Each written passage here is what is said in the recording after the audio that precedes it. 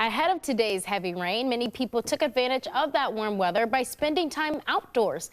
At Holy Wisdom Monastery in Middleton, visitors spent the afternoon walking the prairie's scenic trails. Organizers offered guided walking tours focused on the land and local environment, while others chose to explore the meditation trail on their own.